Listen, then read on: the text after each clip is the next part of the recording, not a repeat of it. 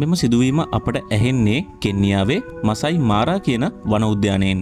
ඔබ විශ්වාස කරනවාද හයිනාවුන් 400ක් සහ දරුණු ගණයේ සිංහයන් 130ක් එළව යවපු සිංහෙක් මෙලොව සිටියා කියලා. ඒ විතරක් නෙමෙයි මුළු ලෝකෙම්ම වැඩියෙන්ම ෆොටෝ අරන් තියන්නෙත් අපි මේ කියන සිංහයා ගැන තමයි. යාළුවනේ 1000ක් දේවල් තුලින් අද අපි කතා කරන්න යන්නේ මුළු ලෝකයක්ම දන්න සිංහෙක් ගැනයි. ඒ තමයි මසයි මාරා වන උද්‍යානයේ ජීවත් වුණ ලේ පිපාසිත දරුණු මුර්ගයා ස්කාෆේස්.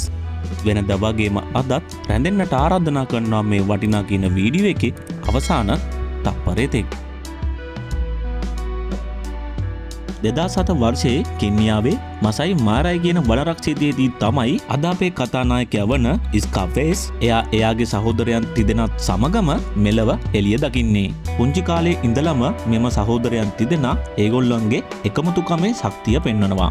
ඉතාමත් භයානක අප්‍රිකානු කැලවල සිටින සිංහයන්ගෙන් සුවල්පයක් පමණයි වැඩි කාලයක් ජීවත් වන්නේ. නමුත් මේ පැටව් සංවිධානාත්මක කණ්ඩායමක් ලෙස එකතු වෙලා සෑහෙන කාලයක් ඒගොල්ලොන්ගේ ආධිපත්‍යය පතුරවනවා. මුල්ම කාලවලදී ස්කාෆේස් සහ ඔහුගේ සහෝදරයන් සංචාරකයන් විදිහට තමයි කැලය ආක්‍රමණය කරලා තියෙන්නේ. කාලයක් යද්දී අත්දැකීම් තුලින් මේගොල්ලෝ ඉතාමත් දරුණු ගණයේ බිහිසුණු දඩයන් කරන්න පුරුදු වෙනවා. මේ විදිහට කාලාන්තරයක් යද්දී මෙම භූමියේදී මේගොල්ලන්ගේම කණ්ඩායමක් සකසා ගන්න අවශ්‍යතාවයක් පවතිනවා. මේ මොහොත උදාවන්නේ 2012 වර්ෂයේදී.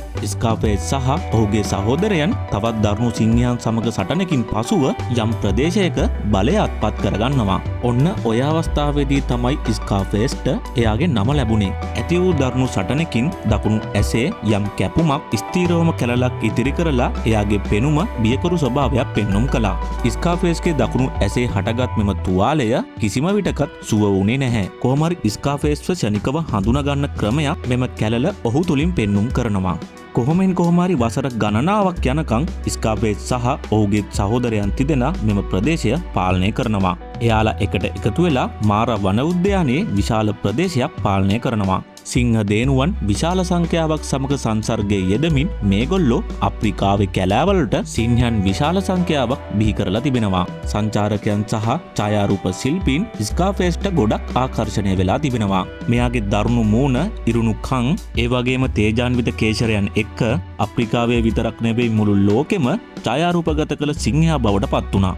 එයාගේ ඡායාරූප සහ වීඩියෝ පට සංග්‍රහවලට, වාර්තා චිත්‍රපටිවලට වගේම සමහරක් සංරක්ෂණ කටයුතු වලටත් භාවිතා වුණා. ඒ විතරක් නෙවෙයි එයා අප්‍රිකාවේ සංකේතයක් වුණා. ස්කාෆේස් සමහරක් අවස්ථාවන් වලදී නිකම්ම රැළේ නායකයා වුණේ නැහැ.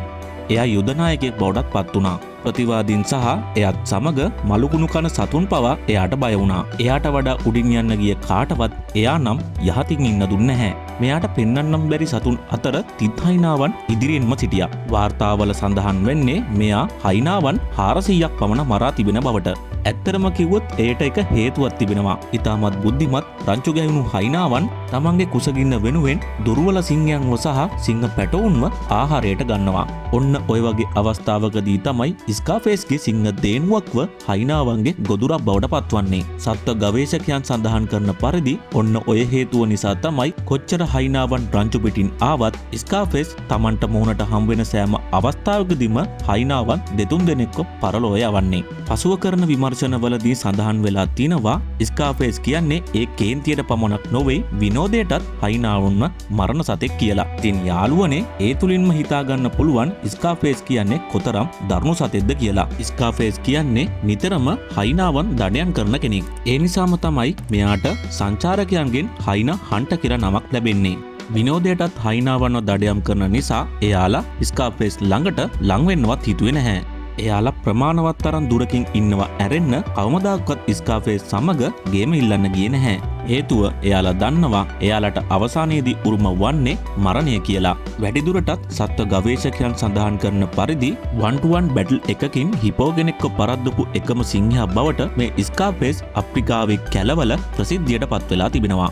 ස්කාෆේස් ඇවිදන් එනකොට අලියතුන් සහ දරුණු කුළුහරකන් එම ස්ථානයෙන් ඈත්වන බවයි සඳහන් වන්නේ. ඒ වගේම තමයි සවස් කාලේ එයාගේ ගැඹුරු ഘോഷාව තනිතලා හරහා සැතපුම් 5ක් පමණ විහිදෙනවා. ඒක නිකම්ම නිකන් සද්දයක් නෙමෙයි මහ භයානක අනතුරු ඇඟවීමක්. මේ හැම බල ප්‍රදේශයක්ම මගේම කියලා තමයි එයා ඒකෙන් අනතුරු අඟවන්නේ.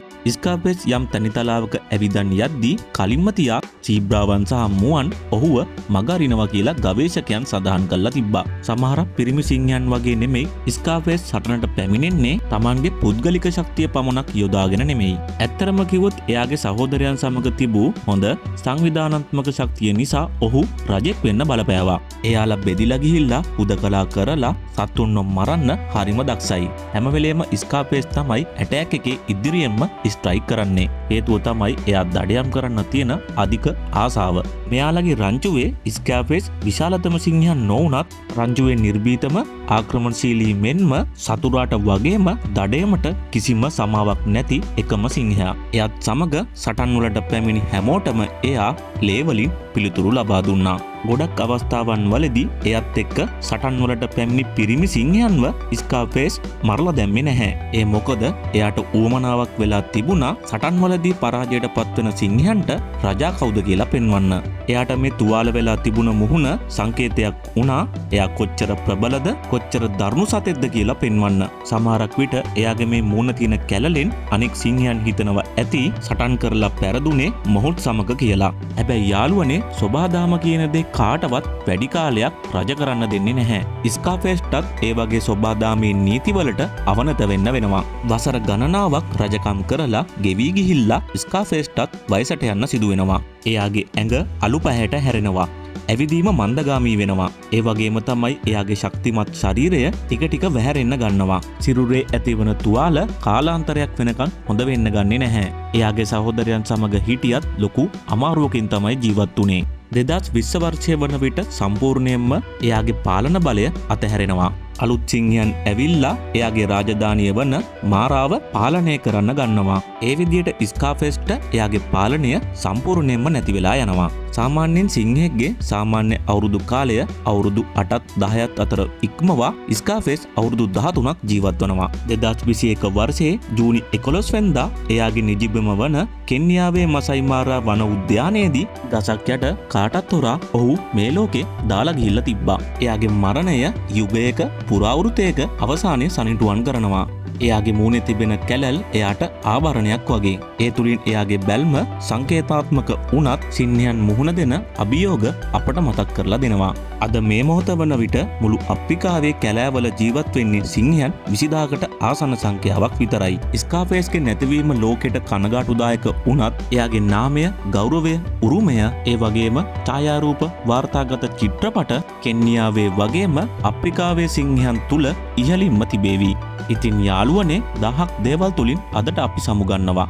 තවත් දවසක මේ වගේ ඕගොල්ලොන්ගේ ජීවිතයට වටිනා කියන වීඩියෝ එකකින් නැවත දවසක අපි හමු වෙමු.